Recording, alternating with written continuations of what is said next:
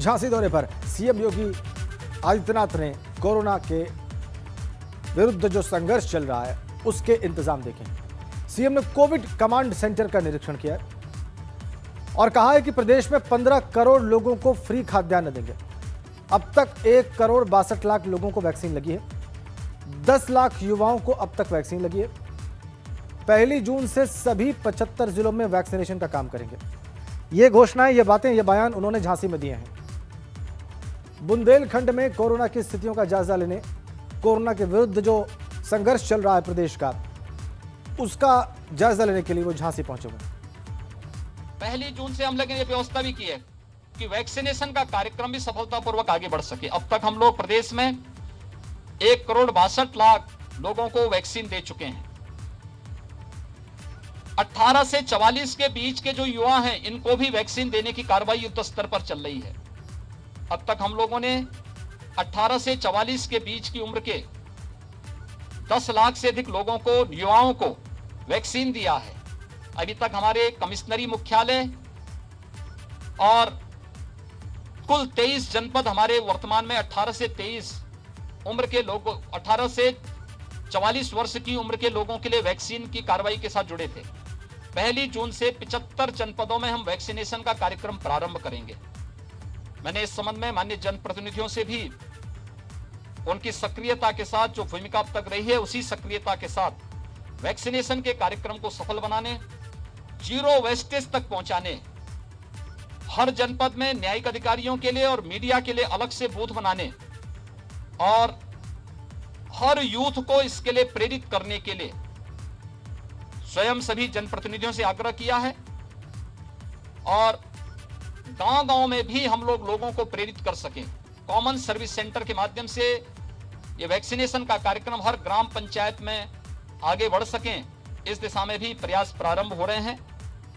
मुझे विश्वास है कि आप सबके सहयोग से हम सफलतापूर्वक इस सदी की सबसे बड़ी महामारी का मुकाबला करने और उसके अपेक्षित परिणाम लाने में सफल होंगे। और एक बहुत बड़ी अपडेट आपको दे दें, आज शाम को, रात को, बल्कि 8 बजे मुख्यमंत्री की हाई लेवल मीटिंग होगी। सूत्रों के हवाले से खबर है हमारे पास। वैक्सीनेशन टास्क फोर्स के लिए मुख्यमंत्री की अहम बैठक है। बुंदेलखंड दौरे के बाद मुख्यमंत्री की लखनऊ में यह बहुत ही महत्वपूर्ण बैठक रात को 8 बजे। 1 जून से 18+ वालों के वैक्सीनेशन के लिए मुख्यमंत्री की आज बैठक है। सभी जिलों में वैक्सीनेशन होना 1 जून से। इसी को देखते हुए कैसे हो ये, क्योंकि बहुत बड़ी चुनौती है उत्तर प्रदेश जैसे बड़े राज्य में, एक बहुत बड़ी जनसंख्या वाले राज्य में, ये कैसे हो 1 जून से, ये कैसे संभव किया जाए सफलतापूर्वक, इसको लिए मुख्यमंत्री रात के 8 बजे एक हाई लेवल मीटिंग करने वाले हैं। बुंदेलखंड के दौरे से वापस लौटने के बाद लखनऊ में यह हाई लेवल मीटिंग होगी रात के 8 बजे। बड़ी खबर सूत्रों के हवाले से हमारे पास। वैक्सीनेशन टास्क फोर्स के लिए मुख्यमंत्री की अहम बैठक है ये। 1 जून से उन्होंने घोषित कर दिया है कि प्रदेश के सभी 75 जिलों में 18 वर्ष से ज्यादा और 44 वर्ष तक के लोगों के बीच वैक्सीन लगाई जाएगी। वैक्सीनेशन का काम शुरू होगा। अब तक 23 जिलों में लग रही थी, अब 75 जिलों में लगेगी और ये बहुत बड़ा काम होगा। शैलेश हमारे सहयोगी फोन लाइन पर हैं। शैलेश, क्या जानकारी मिल रही है आपको इस बैठक के बारे में?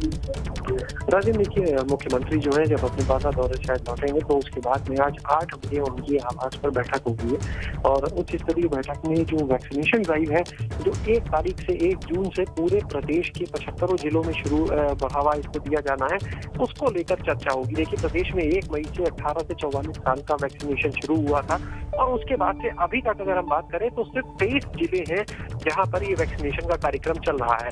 बाकी के जो 52 जिले हैं वहाँ पर अभी वैक्सीनेशन का काम नहीं हो पा रहा है। इसी को देखते हुए सरकार ने अब ये घोषणा की है खुद मुख्यमंत्री ने कि 1 जून से प्रदेश के सभी जिलों में इस ड्राइव को बढ़ाया जाएगा और उसको लेकर किस तरह से ड्राइव बढ़ाई जाएगी, क्योंकि इस ड्राइव को ऐसे ही नहीं बढ़ाया जा सकता राजेंद्र। उसके लिए वैक्सीन की जरूरत है जिसकी बहुत कमी है अभी भी, और ये कमी ही वजह है जो अगर हम बात करें कल सोमवार से जो अगले 6 दिन का प्रोग्राम बनाया गया है, तो ये मई में ड्राइव शुरू होने के बाद पहला हफ्ता होगा जब नए जिले नहीं जोड़े जा रहे हैं, क्योंकि इतनी वैक्सीन नहीं मिल पा रही जितनी जरूरत है। प्रदेश में 9 करोड़ इस उम्र के लोग हैं जिनका वैक्सीनेशन होना है, तो जाहिर सी बात है इसको देखते हुए इस स्ट्रैटेजी पर काम करना होगा और इस बैठक में इन सभी चीजों पर चर्चा होगी और ये तय होगा कि आखिर किस स्ट्रैटेजी के तहत किस तरह से सभी जिलों में ये कार्यक्रम चलेगा, किस जिले पे हमें कितना फोकस करना होगा, कहाँ पर कितनी व्यवस्था है, कितनी वहाँ की संख्या है जिनको वैक्सीन दी जानी है, बड़े जिले छोटे जिले, वहाँ पर कोरोना का कितना असर है। देखिए कई पहलू हैं जिनको ध्यान में रखना होगा इस ड्राइव को शुरू करने के पहले। सबसे पहले जहाँ ज्यादा संक्रमण का जोर है वहाँ पर ड्राइव को आगे तेज करना होगा, जहाँ की जनसंख्या ज्यादा है वहाँ पर ड्राइव को तेज करना होगा। तो ये पूरी जो प्लानिंग होगी इन सभी चीजों पर चर्चा होगी और इसके अलावा वैक्सीनेशन के अलावा भी कई और अहम मुद्दों पर कोरोना के जो हालात हैं इनके ऊपर इस बैठक में चर्चा की जाएगी। बहुत बहुत धन्यवाद आपका शैलेश, आपने बहुत ही महत्वपूर्ण जानकारी दी और जाहिर सी बात है आपने जो कहा बिल्कुल ठीक बात। इसके बहुत सारे पहलू हैं। 9 करोड़ जनसंख्या, 18 वर्ष से ज्यादा उम्र के युवाओं की, और ये जो एज ग्रुप है जिसका वैक्सीनेशन करने की घोषणा की है मुख्यमंत्री ने सभी जिलों में, इतने लोगों को वैक्सीनेट करना एक मॉन्यूमेंटल टास्क, एक बहुत बड़ी चुनौती, और इसके लिए उतनी ही मात्रा में वैक्सीन की भी आवश्यकता है। कैसे होगा ये संभव, इसी को लेकर बैठे।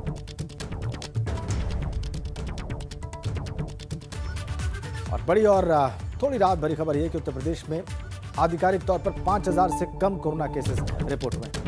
24 घंटे में 4844 कोरोना के मामले रिपोर्ट हुए।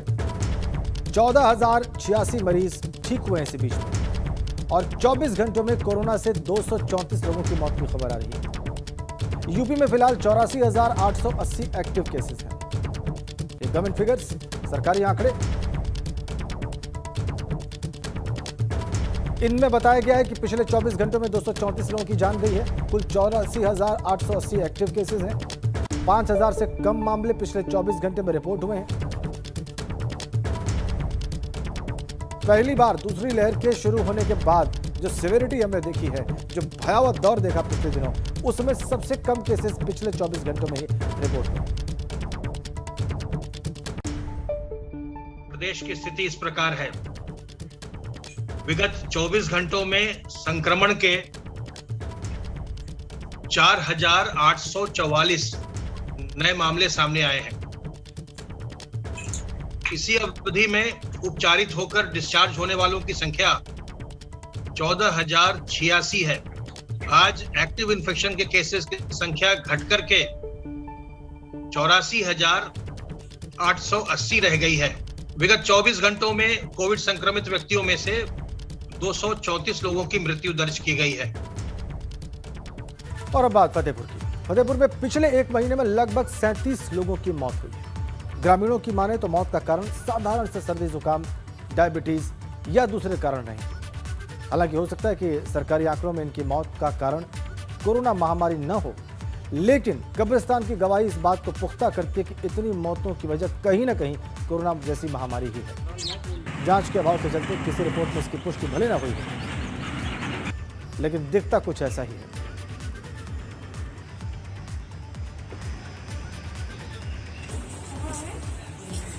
अरे तुम लोग कह जाओ, वो बयान देने के बाद? हाँ, बयान देने के बाद मैंने सर्वे किया।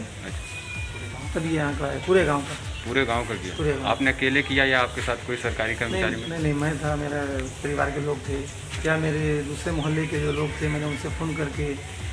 किस उम्र के लोग थे ज़्यादातर जिनकी मौतें हुई हैं? कुछ अंदाजा आप बता सकते हैं?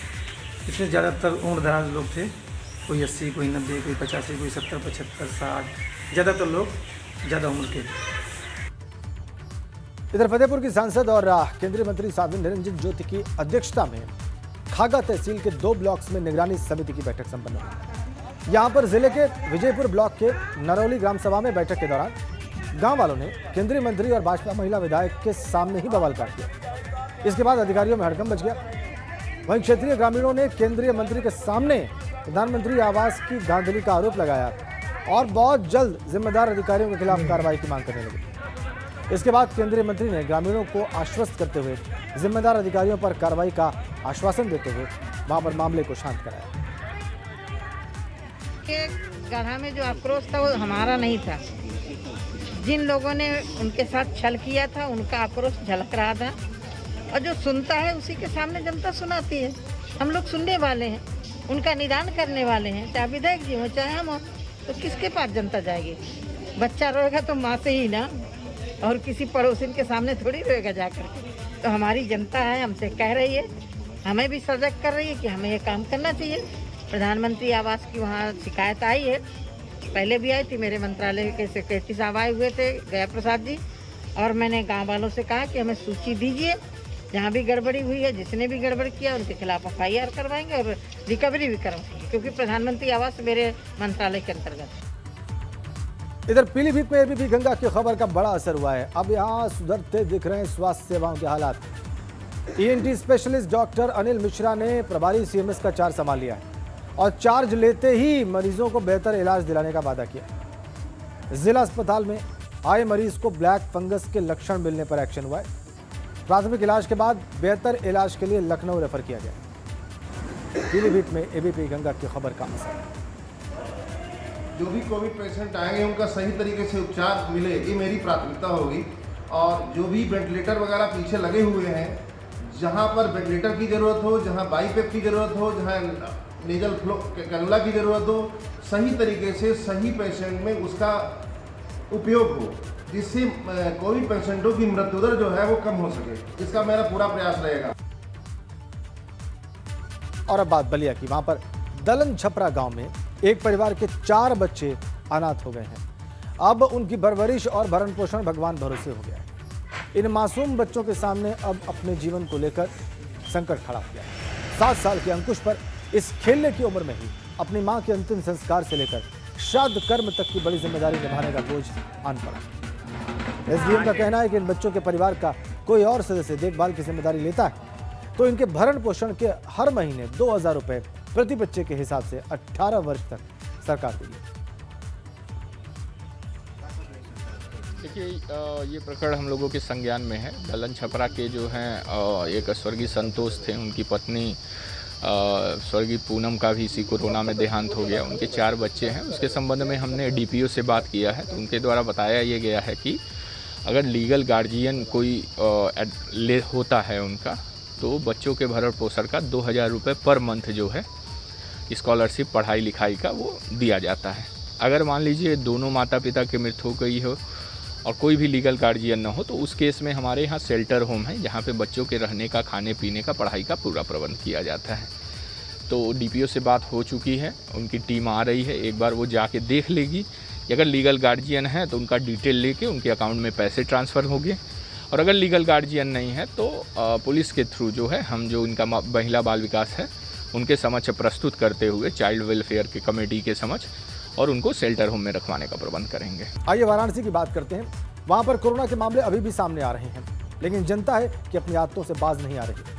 आम जनता अभी भी वहां पर लापरवाह बनी हुई है। हम आपको पंचकोसी सब्जी मंडी की तस्वीर दिखा रहे हैं। ना आप यहाँ पर सोशल डिस्टेंसिंग देखेंगे, न ज़्यादातर लोगों के चेहरे पर मास्क है, और इस मंडी से पुलिस भी लापता है। काशी में कोरोना नियंत्रित हो रहा है और सरकार ने लॉकडाउन की तिथि बढ़ा दी है, लेकिन आम जनता कितनी जागरूक है कोरोना से बचाव को लेकर, आपको हम इस वक्त की तस्वीर दिखा रहे हैं। हम इस वक्त पंचकोसी सब्जी मंडी में मौजूद हैं और ये देखिए, ये छोटे बच्चे हैं और ये भी यहाँ विक्रेता के तौर पे मौजूद हैं, लेकिन इनके चेहरे पे मास्क नहीं है। आप एक बात बताइए, मास्क क्यों नहीं लगा रहे हैं? कोरोना से डर नहीं लगता? ये हमारा ठेला नहीं है, इसका ठेला है। अच्छा, और आप बिना मास्क के यहाँ बैठे नहीं लगाया है? लगाएंगे आप? यस, लगाऊंगा। आप देखिए, यहाँ पर ये लोग हैं और बहुत सारे, ज़्यादातर लोग आपको यहाँ पर बिना मास्क के दिखाई देंगे, और भीड़ की स्थिति हम आपको दिखाएंगे। ये देखिए, यहाँ पर वाहनों की जिस तरह से आवाज़ आई है, भीड़ देखिए किस तरह से भीड़ यहाँ उमड़ी पड़ी है। ये देखिए, ज़्यादातर लोग आपको बिना मास्क के आते जाते दिखाई देंगे। कुछ और लोगों के पास हम लोग चलेंगे और बातचीत करेंगे कि आखिर बहरहाल लोगों की लापरवाही के बीच खबर ये है कि केसेस कम हुए हैं आधिकारिक तौर पर। और इसी बीच में हमारे साथ उत्तर प्रदेश के उप मुख्यमंत्री डॉक्टर दिनेश शर्मा सीधा कनेक्ट हैं। अब हम उनसे बात करेंगे, उनसे जानेंगे कि किस तरह से प्रदेश कोरोना के विरुद्ध दूसरी लहर की लड़ाई लड़ रहा है। बहुत स्वागत आपका डॉक्टर दिनेश शर्मा एबीपी गंगा पर। धन्यवाद। सर, अभी थोड़ी देर पहले मैं दर्शकों को बता रहा था ऑफिशियल फिगर्स 4,800 के आसपास जो है पिछले 24 घंटे में कोरोना के नए केसेस रिपोर्ट हुए हैं। और जब से ये सेकेंड वेव आई है तब से ये लोवेस्ट फिगर है। लेकिन कई लोग ऐसा कह रहे हैं कि गांव में बहुत ज़्यादा केसेस हैं, लोग उन्हें बता नहीं पा रहे हैं या उनका टेस्ट नहीं हो पा रहा है, वो रिकॉर्ड पे नहीं आ पा रहा है। सर, इस पर आपकी टिप्पणी? देखिए, दुष्प्रचार करने वालों के संदर्भ में मैं टिप्पणी करना भी नहीं चाहता। कुछ लोग ऐसे हैं जो ये भी कहते हैं कि कोरोना की वैक्सीन तो बीजेपी की वैक्सीन है, मत लगवाओ, और हम लोग जब सत्ता में आएंगे या करेंगे तब करेंगे। दुष्प्रचार करने वाला कोई भी कुछ भी कह सकता है, लेकिन वास्तविकता ये है कि आज मैं समझता हूँ कि उत्तर प्रदेश के इतिहास में पहली बार हो रहा है कि सरकार गांव-गांव तक जा रही है। हमने प्रचुर मात्रा में साधन संसाधन जुटा के, शायद पूरे देश में कहीं इस प्रकार का आप नहीं देखेंगे, गांव-गांव मेडिकल किट जा रही है। हमने 70,000 से ऊपर जो है वो निगरानी समितियों का गठन हमने कर लिया है। ग्राम प्रधानों के अध्यक्षता में निगरानी समिति और आंगनबाड़ी कार्यकर्ता हमारी गांव-गांव में जो टीकाकरण है उसकी कार्य योजना को तैयार करने के साथ जो टेस्टिंग है उसको टेस्टिंग करा रहे हैं। और टेस्टिंग में जो सशंकित व्यक्ति या जिनका टेस्टिंग नहीं भी हुई है, बुखार और जुकाम इस प्रकार के सिम्टम्स दिखते हैं, उनके आधार पर उनको मेडिकल किट पहुंचाना, उनको भाप के लिए प्रेरित करना, उनको विभिन्न प्रकार की सुविधाओं को करके सबके टेलीमेडिसिन के माध्यम से, टेलीफोन के माध्यम से उनको सलाह देना, ये सारे काम हमने युद्ध स्तर पर, गाँव स्तर पर। सुखद है सर, ये बहुत महत्वपूर्ण कार्य हैं, खासकर ग्रामीण जनता के लिहाज से, उनके दृष्टिकोण से। मैं एक निवेदन कर जी कि जो लोग कहते हैं कि ये जो है टेस्टिंग गांव में नहीं हो रहा है, गांव के लोग में ज़्यादा बढ़ रहा है, उनके लिए मैंने कहूँगा कि अभी तक का पूरे भारतवर्ष में सबसे ज़्यादा टेस्टिंग हो रही 3,10,000 से भी ऊपर की टेस्टिंग हुई है एक दिन में। तो ये कहाँ से आ रहे हैं? 3,10,000 पूरे शहरों में तो अभी तक हो रहा था, तो 1.5 लाख, 2 लाख इस प्रकार से तक का हम लोगों ने किया। 1.5 लाख, आज जो 1.5 लाख की हमारी संख्या एकदम से बढ़ी है, 1.5 लाख से ऊपर की। ये गाँवों में तो टेस्टिंग चल रहा है जहाँ के कारण बढ़ी है। फिर इस प्रकार का अनर्गल प्रलाप करना मैं समझता हूँ उचित नहीं होगा। चलिए सर, अब एक और बहुत ही महत्वपूर्ण विषय है, जो कि 2 दिन में लिखित उत्तर देना है। एक मीटिंग हो रही है, चर्चा हो रही है सीबीएसई बोर्ड की 12वीं के इम्तिहान पर। उसमें आपकी सरकार और उत्तर प्रदेश की सरकार या आपका क्या स्टैंड रहने वाला है? देखिए, अभी उत्तर प्रदेश की और केंद्र सरकार का जो सुझाव मांगे गए हैं उनमें उन्होंने सीबीएसई के लिए मांगा है। जी। और सीबीएसई दिल्ली बोर्ड से गवर्न होता है। निश्चित रूप से वो उसकी तैयारी कर रहे हैं, उन्होंने सारे प्रदेशों से इसकी राय ली है। लेकिन उत्तर प्रदेश में हमारे अंतर है कि सीबीएसई बोर्ड में हाई स्कूल की परीक्षा को उन्होंने निरस्त कर दिया और इंटर के बारे में उन्होंने सुझाव दिए।